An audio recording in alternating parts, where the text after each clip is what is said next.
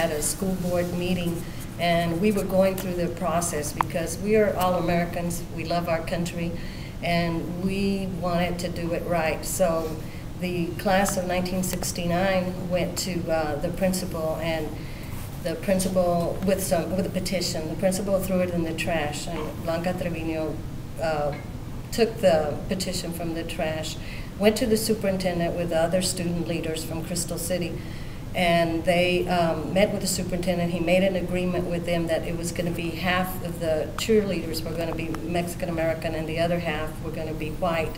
They would tell us that the last time when they would meet with us students, they said that they wanted our parents to be there. They assumed that our parents were not going to attend the school board meeting. Well, they were wrong, because on that December 8th, we had a lot of parents, grandparents, family and friends that showed up, and there was it was in an administration building that was very small, and we had asked that it be conducted, the meeting in the auditorium or the cafeteria, but they refused because they thought that would discourage us from coming because there was no room. And little did they know that what we were going to do was that we surrounded them and opened all the windows, and all the people were kind of hanging outside the window, and we waited for 2 hours to be heard because we were on the agenda. Finally, we thought we were going to get a chance to air our concerns and our demands for equal education opportunities and better education. The place where the meeting was held is about 150 square feet, so it's a very small. I mean, you could fit a conference table, which is where they were sitting, and maybe you could have a couple of people to speak. But because they did not want us to want to meet in the cafeteria or in the auditorium, we surrounded them around the conference table, two layers all around people all around them. So they felt, I mean, aside of claustrophobic, they felt like they were going to be killed by the Mexicans, because we were very, very upset. And when it happened, the following morning, there was between 350 and 500 high school students walking out, and they were thoroughly surprised with that. And then they said, "Well, just leave it alone; it'll die out." But instead of dying out, I mean, the school district was about 2,000 total, so it was a small school district. But after things were said and done, towards the end or the beginning of the Christmas holidays, there was almost 1,800 students walking out from high school all the way to elementary.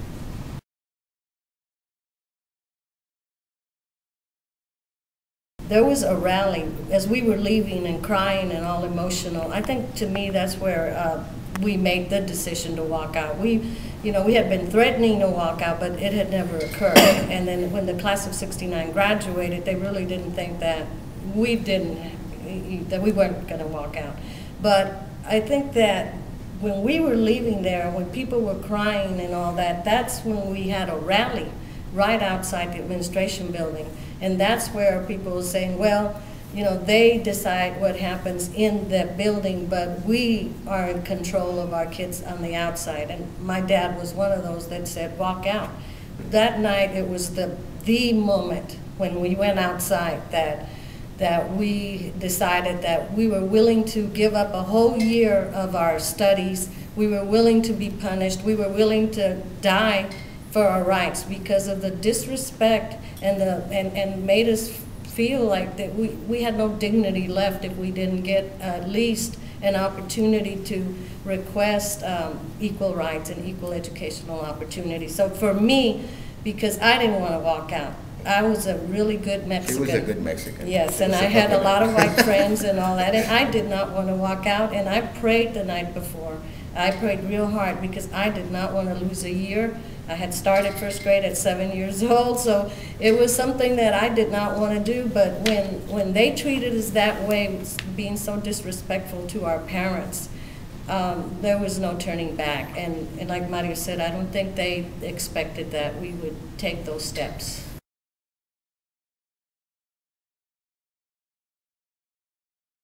This is one of the things that Jose Angel said, is that the only way that we were going to get to them was through their pocketbook.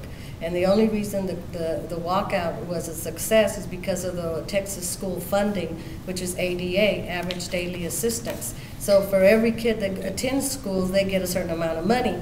Well, when you have 1,000 kids out of a small school district, then they were not going to have money for their salaries. That is the only reason why they decided that they were going to meet with federal mediators. We had to go to Washington and get the assistance of Senator Ralph Yarborough, McGovern, George Bush Sr., and Edward Kennedy.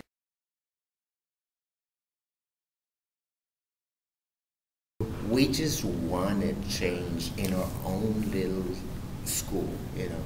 We didn't realize the impact it would have, but we were grateful that we were chosen. We were able to be that voice.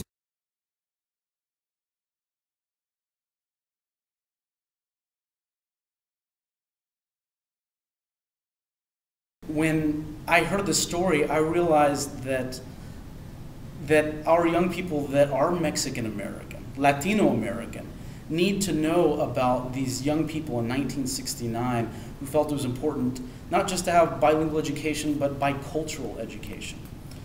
And also to have equality with the people of other ethnicities and culture on a school campus. And that these young people, they paved the way for the rest of us. And then what struck me was, after the walkout, there was an election that took place in which the Mexican Americans registered tons and tons of Mexicano and Mexican American voters.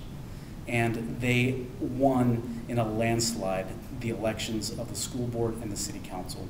And they took control of the school board. And so the school board at that point was able to cement the changes that were won by the walkout and actually institutionalize further changes.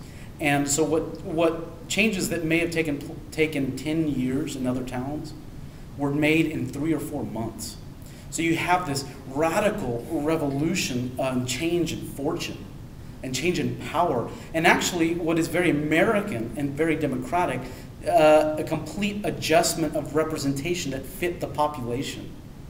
And so you have this amazing story that was begun by young people that said, we're not treated fairly. Let's do something about it. And then you had the involvement of people with more experience that were able to see, well, we can also not only win a walkout, we can win the elections, and we can win representation in our local government. And this is a story I was saying in rehearsal. This has probably never happened in the history of the United States with regard to Latinos or Mexican Americans, in which there was such incredible change in such a short period of time, in which you are able to see a perfect example of American democracy, in which you see a movement of youth inspiring adults that were afraid of losing their jobs to vote and win.